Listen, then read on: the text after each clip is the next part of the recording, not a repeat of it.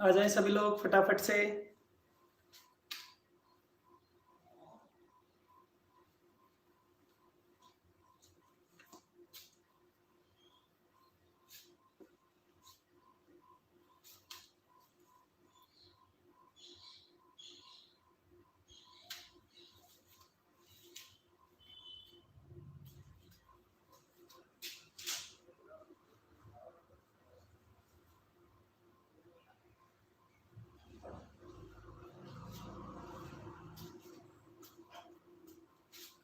आ जाए सभी लोग।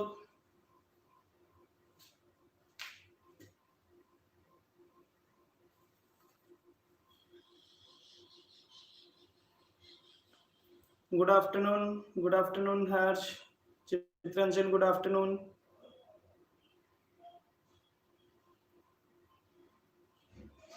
Gunjan good afternoon, Antima good afternoon, Gaurang good afternoon.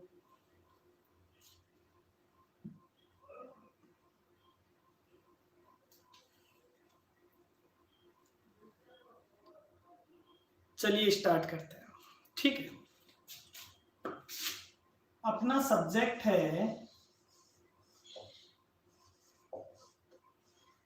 Corporate financial reporting, that is CFR।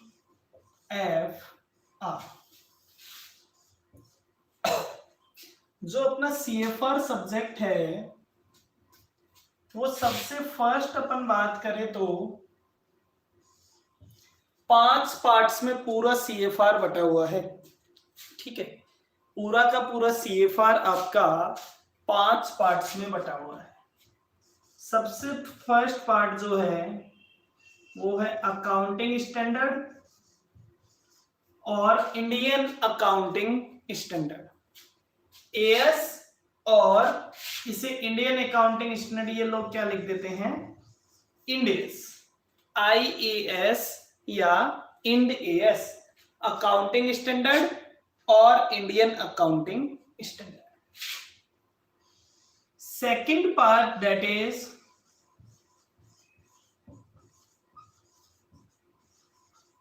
consolidation. Third part is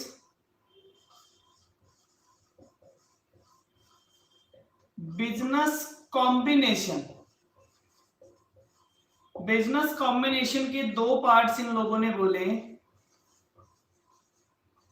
that is amalgamation और internal reconstruction. ठीक है, fourth part is other developments,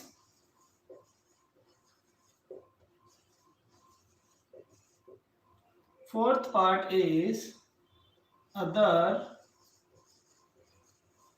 developments. Other developments, that means NBFC,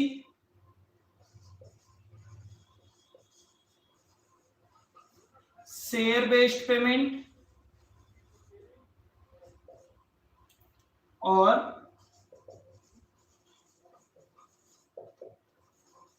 financial instrument etcetera. और last topic की बात करें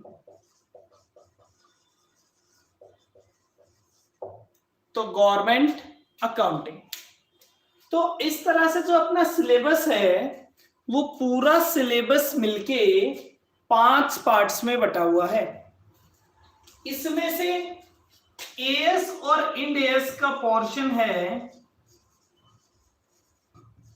20 marks, consolidation का portion cover करता है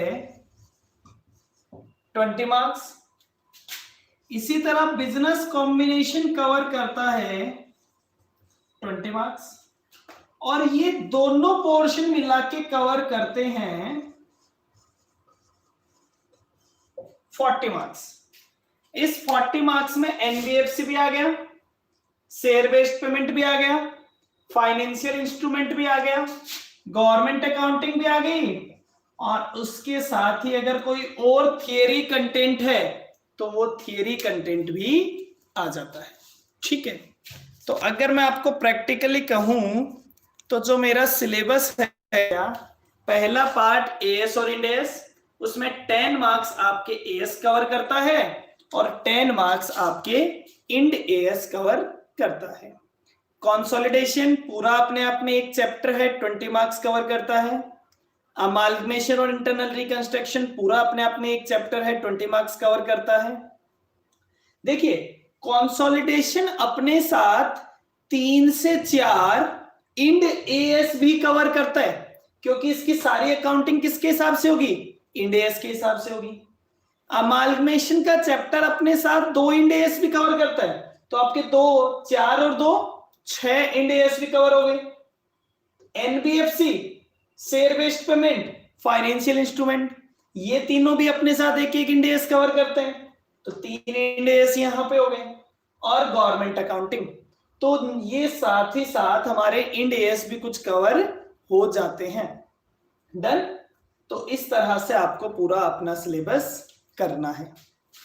5 टॉपिक्स पूरे करने में अपन को कंसोलिडेशन में लगभग 8 to 10 लेक्चर्स लगेंगे।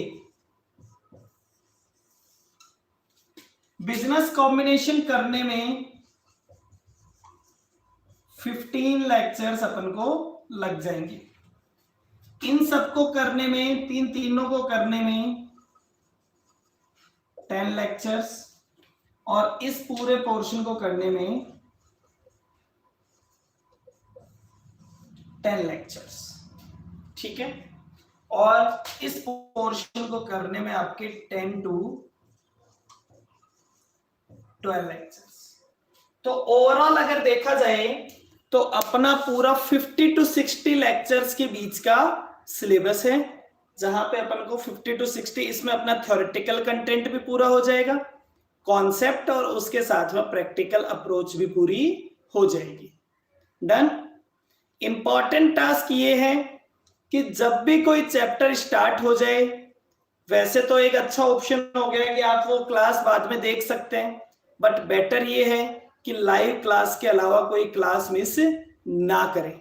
ठीक है, जब भी कोई चैप्टर स्टार्ट हो जाए, एटलीस्ट चैप्टर के बिगिनिंग में तो कोई भी क्लास से मिस ना करें, क्योंकि अगर आप चैप्टर के बिगिनिंग में कोई क्लास मिस करते हैं तो फिर आपको पूरे चैप्टर में प्रॉब्लम आएगी।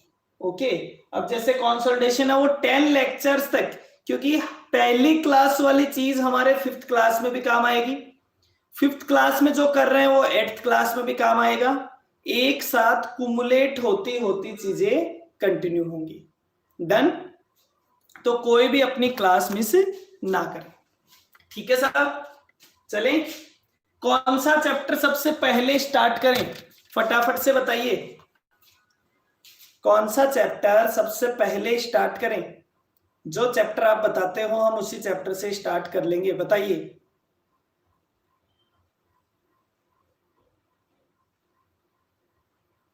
आप में से कुछ बच्चे ऐसे हैं जिन्होंने एनबीएफसी और शेयर बेस्ड पेमेंट पढ़ रखा है, इसलिए वहां से तो स्टार्ट हम नहीं करते हैं।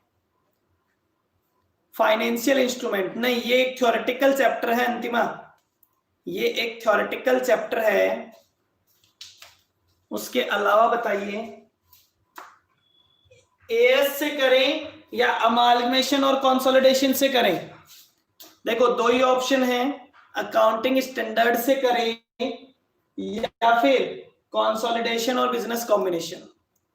निकिता कह रही है सर कंसोलिडेशन, यस कह रहा है बिजनेस कॉम्बिनेशन, सृष्टि कर रही है अमाल्गमेशन। वाह वाह वाह वाह, अब तो ऐसे ही होगा। नहीं नहीं, मैं किसी से पूछता ही नहीं हूं बेटा। हाँ ठीक है ठीक है, मैं किसी से नहीं पूछ रहा बेटा, मैं खुद ही स्टार्ट कर देता हूं, जो मुझे सही लग रहा है मैं उसको खुद ही स्टार्ट कर देता हूं। ओके,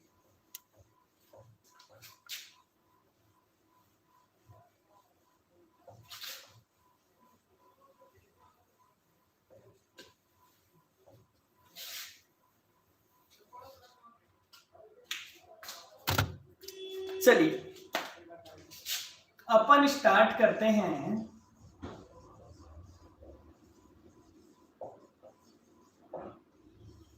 कंसोलिडेशन ऑफ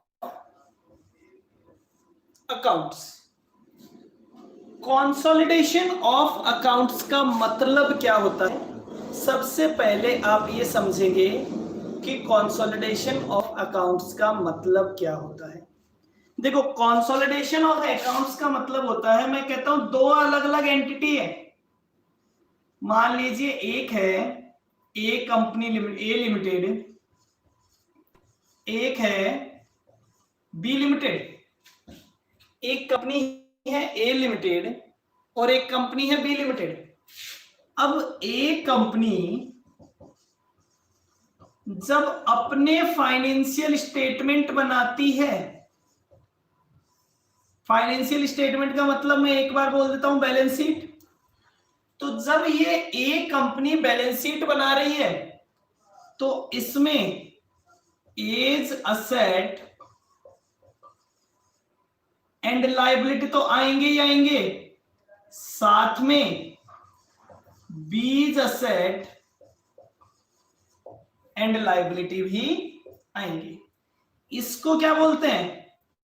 इसको बोलते हैं कंसोलिडेटेड बैलेंस शीट, या इसको हम बोल सकते हैं कंसोलिडेटेड फाइनेंशियल स्टेटमेंट। मतलब ए अपने खुद के अकाउंट्स तो बना ही रहा है, उसी अपने खुद के अकाउंट्स में वो बी के अकाउंट्स को भी मर्ज करके दिखा रहा है। That will called consolidated balance sheet या कंसोलिडेटेड फाइनेंशियल स्टेटमेंट। तो मैं कहता हूं कि साहब मैं ए लिमिटेड, मैं अपने अकाउंट्स तो बना ही रहा हूं, मैंने आपको अपनी बैलेंस शीट दिखा दी, ठीक है। अब आप मुझे क्या कहते हो? आप अपनी ही बैलेंस शीट के अंदर मुझे बी की बैलेंस शीट को और मर्ज करके दिखा दो कि आपकी बैलेंस शीट देखने से ए की असेट लायबिलिटी भी दिखाई दे जाए और बी की असेट लायबिलिटी भी दिखाई दे जाए। तो वो जो बैलेंस शीट, वो जो फाइनेंशियल स्टेटमेंट्स दिखाई देंगे, वो क्या कहलाता है? वो कंसोलिडेशन ऑफ अकाउंट्स कहलाता है कि हमने ए और बी दोनों के अकाउंट्स को क्या कर दिया? कंसोलिडेट कर दिया। दोनों के अकाउंट को क्या कर दिया? एक जगह पे दिखा दिया। ओके साहब, कोई दिक्कत नहीं है? क्या ये क्लियर है? आगे बढ़े बेटा, क्या ये क्लियर है? क्या आपको कंसोलिडेशन के बारे में बोल सकते हो कि कंसोलिडेशन क्या है? जब बोले एक कंपनी अपने साथ दूसरी कंपनी के अकाउंट्स को भी मर्ज करके दिखाती है, दैट इज कॉल्ड। अब क्या ऐसे ही किसी भी कंपनी के अकाउंट्स को मर्ज करके दिखा सकते हैं क्या? क्या ऐसे ही किसी भी कंपनी के अकाउंट्स को मर्ज करके दिखा सकते हैं क्या? नहीं सर, इसके लिए होल्डिंग एंड सब्सिडरी, इसके लिए होल्डिंग एंड सब्सिडरी का रिलेशन होना, इसके लिए होल्डिंग एंड सब्सिडरी का रिलेशन होना जरूरी है। एक साथ कंसोलिडेशन करने के लिए होल्डिंग एंड सब्सिडरी का रिलेशन होना जरूरी है। क्या कोई मुझे आप में से बता सकता है कि होल्डिंग कंपनी क्या होती है और सब्सिडरी कंपनी क्या होती है? क्या कोई बता सकता है क्या?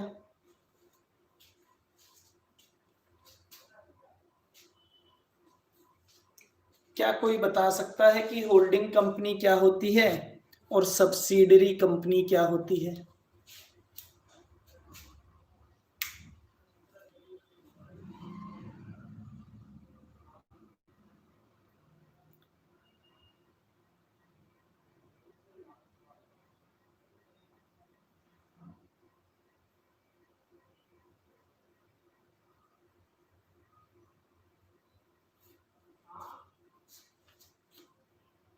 कोई तो बताए, होल्डिंग कंपनी क्या होती है? आपने होल्डिंग कंपनी के बारे में सुना है?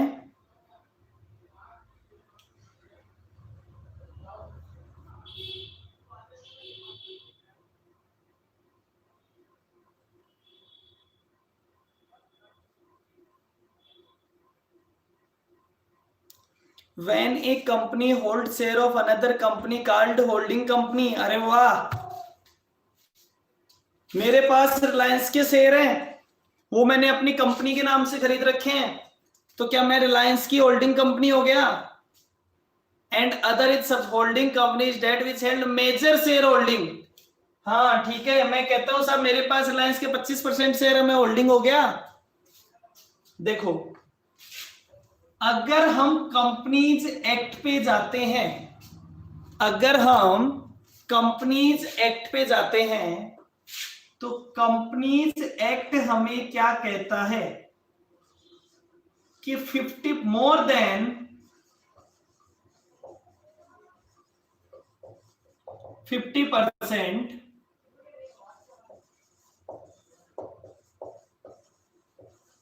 Equity share holds more than 50% equity share, ये बात हमें कहता है कंपनीज एक्ट। प्लस सॉरी और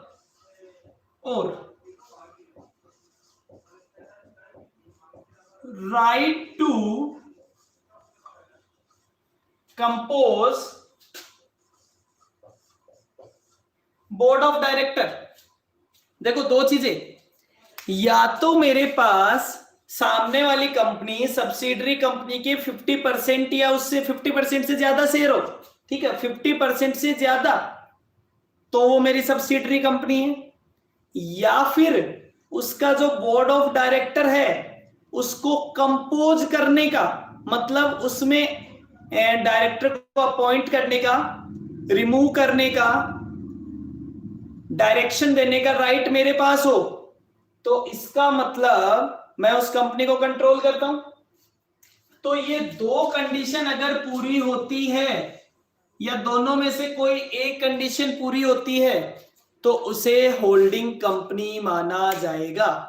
जिस कंपनी के पास राइट है या जिस कंपनी के पास 50% शेयर है वो होल्डिंग कंपनी मानी जाएगी, और दूसरी कंपनी सब्सिडरी कंपनी मानी जाएगी।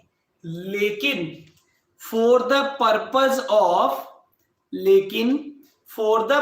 ऑफ कंसोलिडेशन हम होल्डिंग कंपनी की डेफिनेशन को, ठीक है ये तो इनकॉर्पोरेटेड है ही है, हम उस डेफिनेशन को थोड़ा सा वाइडर कॉन्सेप्ट में पढ़ेंगे।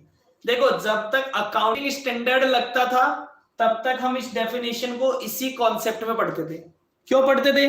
क्योंकि कंपनीज एक्ट भी इंडिया का है, अकाउंटिंग स्टैंडर्ड भी इंडिया के थे, तो हम सेम कॉन्सेप्ट में इस बात को पढ़ा करते थे क्योंकि सेम लैंग्वेज थी। अकाउंटिंग स्टैंडर्ड इंडिया के थे, कंपनीज एक्ट इंडिया का था, तो हम सेम लैंग्वेज में ही इस बात को हमने कॉपी पेस्ट कर रखा था।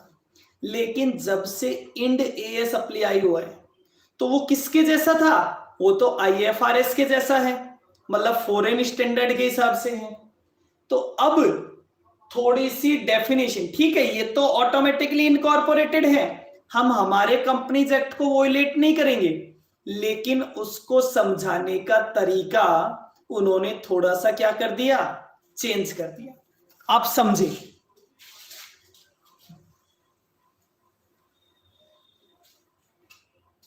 क्या कहते हैं? Holding company is having first word,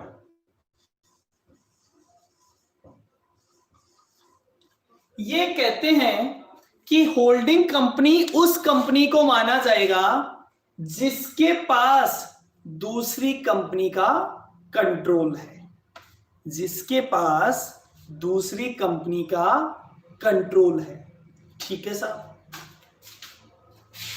second power है, इनको समझेंगे। तीसरा उसके पास उस दूसरी कंपनी से रिटर्न्स आते हैं, उसके पास उस दूसरी कंपनी से रिटर्न आते हैं, मतलब वो कमाती है और आता मेरे पास है। ठीक है, अब इस बात को समझें। कंट्रोल, कंट्रोल कहां से आया? बोले पहला कंट्रोल आया वोटिंग राइट से कि साहब मेरे पास वोटिंग राइट कहां से आता है? इक्विटी शेयर से। अब अगर मेरे पास 50%, सॉरी, अगर मेरे पास मोर देन 50%, अगर मेरे पास मोर देन 50% शेयर है, तब तो भैया वोटिंग राइट पे सारा कंट्रोल ही मेरा है, तो मुझे कुछ सोचने की जरूरत ही नहीं है। मैं कह सकता हूं इस कंपनी में मेरा कंट्रोल है, जो मैं चाहूंगा वैसा ही होगा। क्या ऐसा कह सकता है या नहीं कह सकता? क्या उस कंपनी का अकेला मालिक मैं हूं या नहीं हूं? अब तो मैं यही कह सकता हूं ना, जैसे मैं चलाऊंगा वैसे ही काम चलेगा, क्योंकि मेरे अगेंस्ट तो कोई जा ही नहीं सकता। मेरे अगेंस्ट तो कोई सिंपल रिजोल्यूशन भी पास नहीं कर सकता, क्योंकि मेरे पास 50% से ज्यादा ओनरशिप है, मेरे पास 50% से ज्यादा वोटिंग राइट है। ओके, कोई दिक्कत नहीं है ना इस बात में?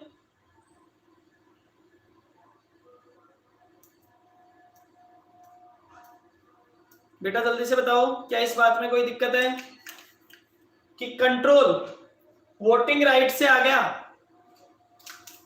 हाँ, क्या लिखा? बिल्कुल क्लियर है सर, ठीक है। फिर मैंने कहा कि कंट्रोल पावर से भी आता है, कंट्रोल पावर से भी आता है। कैसे? समझिए, मान लीजिए मेरे पास एक कॉन्ट्रेक्चुअल राइट है, मेरे पास क्या है? एक कॉन्ट्रेक्चुअल राइट है to appoint, to remove, to direct the activities of company. तो भैया पावर है, पावर कहां से आया? इस कॉन्ट्रेक्चुअल राइट से। क्या कंपनी को मैनेज में कर रहा है या नहीं कर रहा? कंपनी किसके कंट्रोल में है? कंपनी किसके कंट्रोल में? अब देखो, है पावर, लेकिन पावर के साथ क्या है? कंट्रोल। कंट्रोल कहां से आ गया?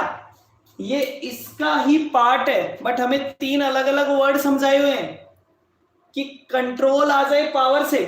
तो पावर क्या है? Contractual right. किस चीज का पावर है मेरे पास? एक कॉन्ट्रेक्चुअल राइट है। सारे लोगों ने जब कंपनी के आर्टिकल्स तैयार किए गए थे, तो मुझे एक राइट दिया गया था कॉन्ट्रैक्ट के थ्रू, जिसमें मैं एक पार्टी था कि साहब इस पर्सन को राइट है या इस कंपनी को राइट है कि ये हमारी कंपनी में बोर्ड ऑफ डायरेक्टर्स अपॉइंट कर सकता है, रिमूव कर सकता है, सारे काम इसी को देखने हैं। तो अब कंट्रोल किसका चलेगा? लेकिन कंट्रोल क्या वोटिंग राइट से आया है क्या? नहीं आया। कंट्रोल किससे आया है? कंट्रोल आया है कॉन्ट्रेक्चुअल राइट से, that is known as power. ठीक है, अब मैं आपको एक छोटे से एग्जांपल की बात करूं। एक पर्सन है जिसके पास वोटिंग राइट है 40%, एक पर्सन है जिसके पास वोटिंग राइट है 40%, लेकिन कॉन्ट्रेक्चुअल राइट है कि वो बोर्ड ऑफ डायरेक्टर को अपॉइंट कर सकता है, रिमूव कर सकता है, सब कुछ कर सकता है। एक बात बताओ, क्या उसके पास कंट्रोल है या नहीं है?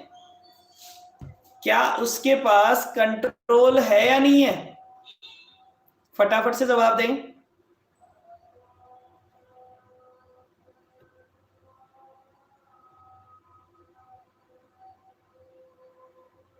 कंट्रोल है। कंट्रोल किसकी वजह से है? कॉन्ट्रेक्चुअल राइट की वजह से। हमने मान लिया वोटिंग राइट तो है ही है, लेकिन कंट्रोल किसकी वजह से आएगा? कॉन्ट्रेक्चुअल राइट की वजह से आएगा। ओके, ठीक है साहब। तीसरा, रिटर्न्स। किस चीज का रिटर्न? बोले अब ये पावर का पार्ट होता है, जो रिटर्न होता है वो पावर का पार्ट होता है। बोले पावर ऑफ वेरिएबल, वेरिएबल मतलब चेंज करना, द रिटर्न्स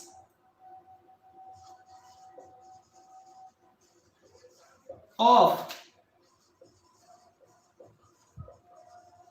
सब्सिडरी, कि मेरे पास ऐसा पावर है कि जिससे मैं सब्सिडरी के रिटर्न्स चेंज कर सकता हूं। जैसे कहने का मतलब क्या है, मैं सब्सिडरी का बिजनेस इस तरह से करूंगा, मैं ऐसे डिसीजन लूंगा जिससे कि उसका होने वाला प्रॉफिट चेंज हो जाएगा, या तो मेरे डिसीजन से प्रॉफिट कम हो जाएगा या मेरे डिसीजन से प्रॉफिट ज्यादा हो जाएगा। मतलब जो प्रॉफिट अर्न हो रहा है वो किसके डिसीजन से हो रहा है, वो मेरे डिसीजन से हो रहा है। मतलब उसको अल्टीमेटली कंपनी किसके लिए चलती है, to earn profit.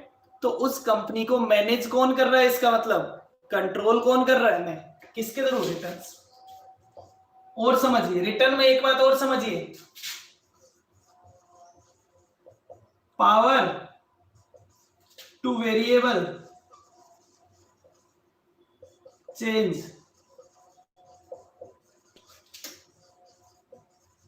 The return of investment in subsidiary. साहब मेरा प्रॉफिट भी चेंज होता है क्योंकि सब्सिडरी का ऑनर मैं हूं, चाहे 10%, 20%, 50%, या ऑनर नहीं हूं तो भी मेरे पास कोई ऐसा पावर है कि जिससे सब्सिडरी से मुझे होने वाला प्रॉफिट चेंज हो जाएगा।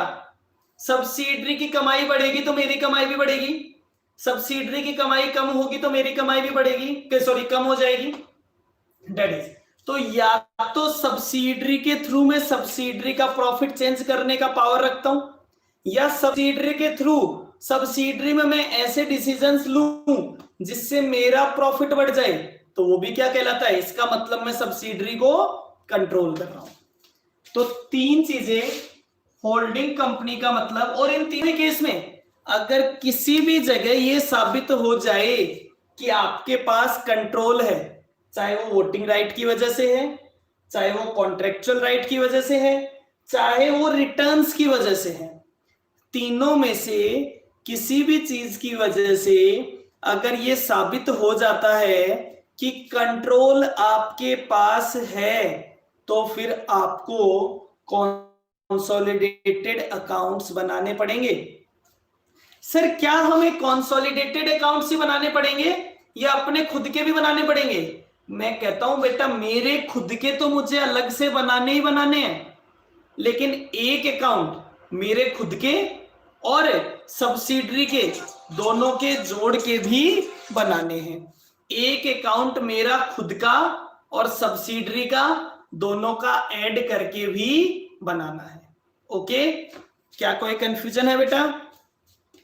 पक्का से जल्दी से बताएं और आगे बढ़ें।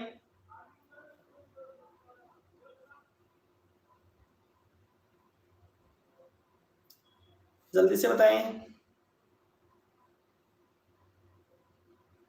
क्लियर है सर? गौरांग कोई कंफ्यूजन नहीं है सर? हर्ष क्लियर है सर? चलिए मैं आपको कुछ एग्जांपल्स देता हूं, आप मुझे आंसर बताइएगा कि क्या कंट्रोल है या कंट्रोल नहीं है। ठीक है, मैं सिंपल से आपको कुछ एग्जांपल देता हूं, उन एग्जांपल से आप मुझे ये बताइएगा कि कंट्रोल है या कंट्रोल नहीं है, और कंट्रोल है तो किस वजह से है। कंट्रोल है या कंट्रोल नहीं है, और कंट्रोल है तो किस वजह से है। ओके,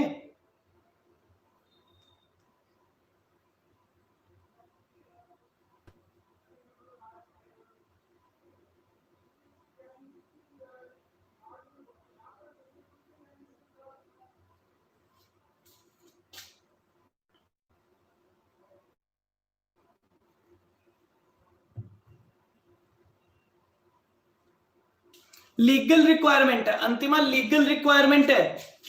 कंपनीज एक्ट बोलता है अगर आप होल्डिंग कंपनी हो तो आपको सब्सिडरी कंपनी का फाइनेंशियल स्टेटमेंट्स बनाने पड़ेंगे कंसोलिडेटेड। सेबी बोलता है कि कंसोलिडेट, अगर आप होल्डिंग कंपनी है तो कंसोलिडेटेड अकाउंट्स बनाइए, किसके हिसाब से बनाइए, इंड एएस के हिसाब से बनाइए। अब इंड एएस ने सारी प्रोसेस बता दी कि कैसे कैसे बनाना है, तो इंड एएस में प्रोसेस लिखी हुई है, जबकि सेबी और कंपनीज एक्ट में उसे मैंडेटरी किया गया है। जब कंपनीज एक्ट 1956 था तब उसमें मैंडेटरी नहीं था, उसमें केवल सेबी की वजह से बनाना पड़ता था। लेकिन जब से कंपनीज एक्ट 2013 आया है तो सेबी और कंपनीज एक्ट दोनों की वजह से हमें कंसोलिडेटेड अकाउंट्स बनाने पड़ते हैं। इंडिया में बिना कंपल्सन के कोई काम हो ही नहीं सकता। जब तक आप कंपल्सरी नहीं कर देंगे तब तक कोई काम नहीं हो सकता। जब तक सब लोगों को डंडे मार मार के घर पे रखा जाता था तभी सब घर पे रहते थे, अब कोई नहीं रहता, सब बाजार में घूमते हैं। ठीक है, तो इंडिया में एक ही तरीका है, आपको कंपल्शन करना पड़ेगा। ठीक है, चले आगे, एग्जाम्पल बताऊं।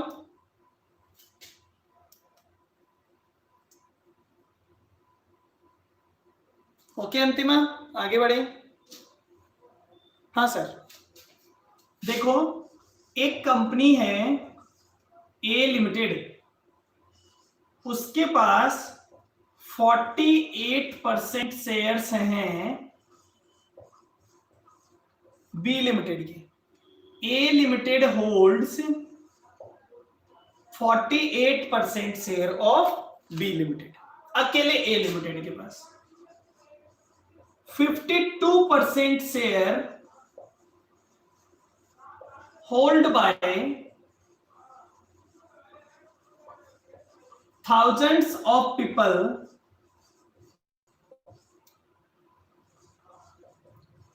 not more than 1% each।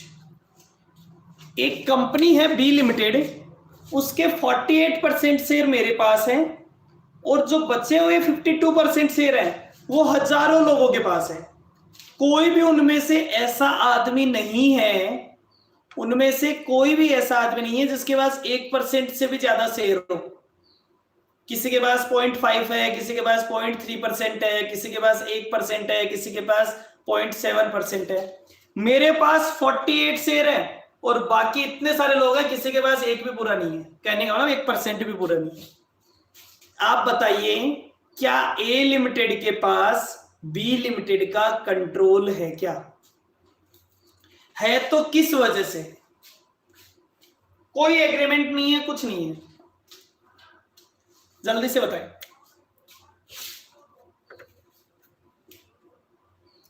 Gaurang कह रहा है सर कंट्रोल नहीं है। अच्छा एक बात बताओ गौरांग, बी कंपनी को चलाता कौन होगा?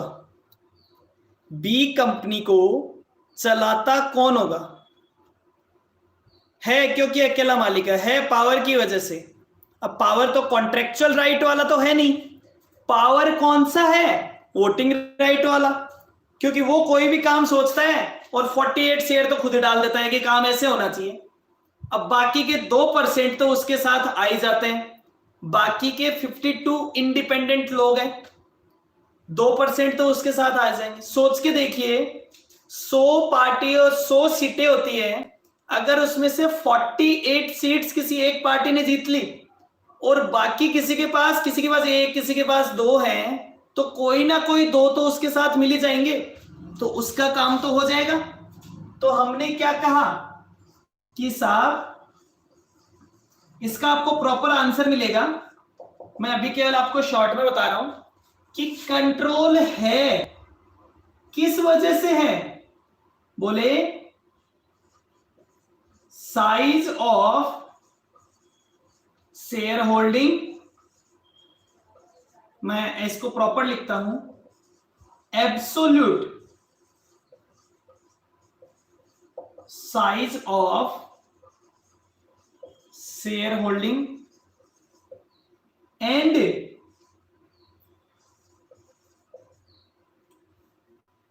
साइज ऑफ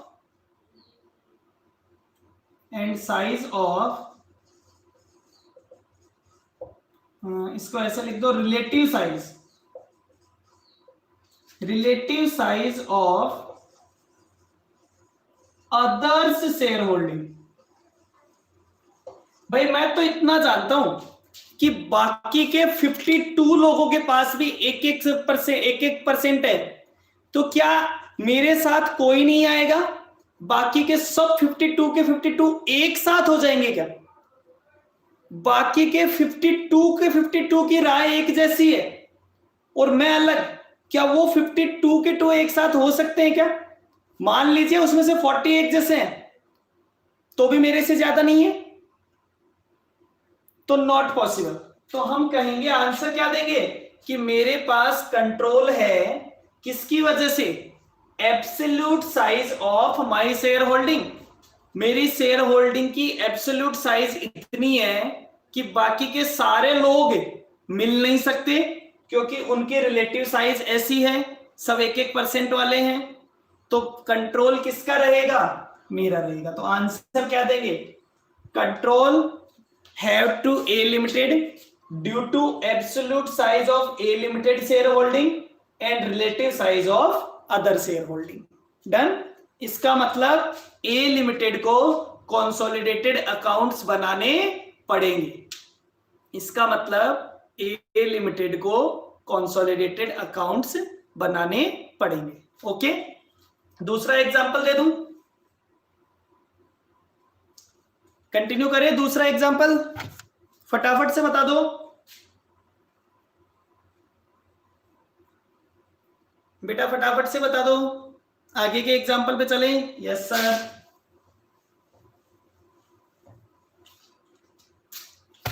अब ये कहता है कि ए लिमिटेड के पास 40% शेयर है, किसमें? बी लिमिटेड में। और ये कहता है 12 अदर पर्सन, मैं यहां लिखता हूं, 12 other person hold 5% each. 12 other person hold 5% each. अब बताएं साहब,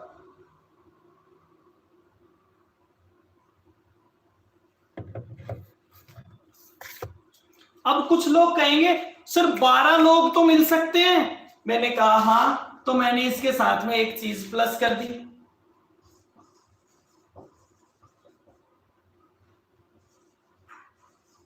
कॉन्ट्रेक्चुअल राइट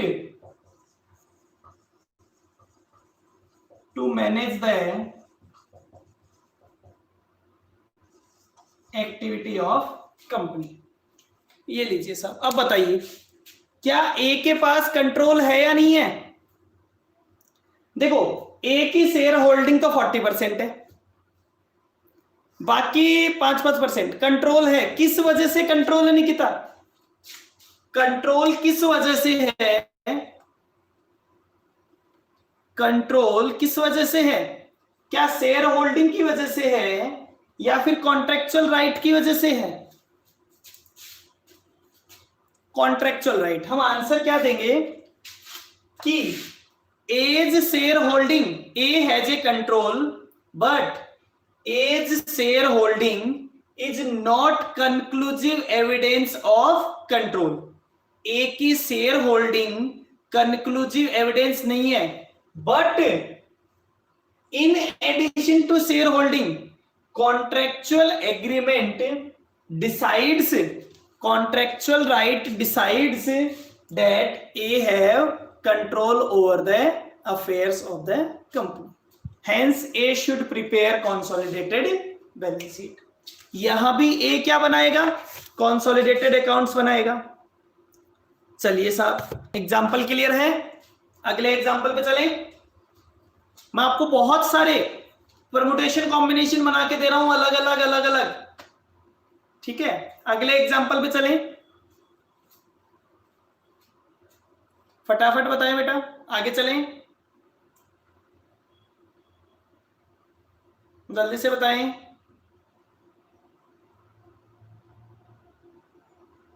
यस सर, चलिए।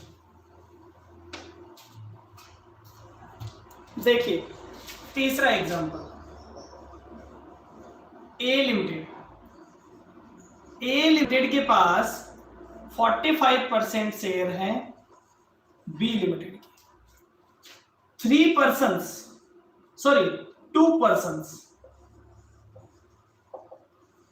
26% ईच। दो लोग ऐसे हैं जिनके पास 26% और 26% शेयर है, और 3 persons 1% ईच। तो इनका टोटल हो गया 55, इसका टोटल हो गया 45। कोई कॉन्ट्रेक्चुअल राइट नहीं है। क्या ए के पास कंट्रोल है या नहीं है, जल्दी बताइए। क्या ए के पास कंट्रोल है या नहीं है, जल्दी बताइए।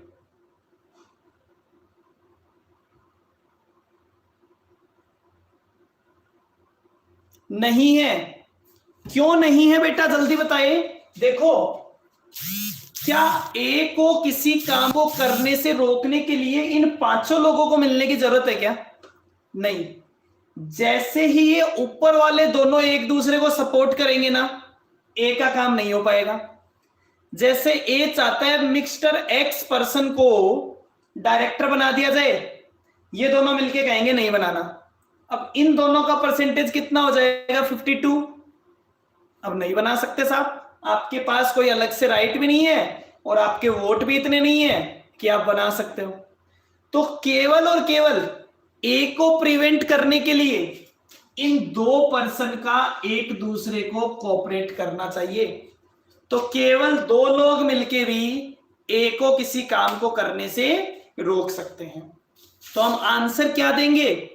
ए does not have control due to A does not have control due to size of A's shareholding and size of relative shareholding. That is, only 2 persons cooperate each other to prevent A from doing any activity. तो केवल और केवल 2 लोग मिलके भी A को किसी काम को करने से रोक सकते हैं। तो ए के पास कंट्रोल नहीं है। डन? ठीक है बेटा, कोई दिक्कत, कोई कंफ्यूजन? क्या कोई दिक्कत है क्या? कोई कंफ्यूजन है? सभी लोग बता दें। ठीक है सर, कल अपन इसको आगे करेंगे। कल तक आपको इसकी शीट भी मिल जाएगी, थ्योरेटिकल शीट्स। ठीक है, कल अपन इसको आगे कंटिन्यू करेंगे with more examples and more questions. Okay, चलिए बाय बाय, टेक केयर।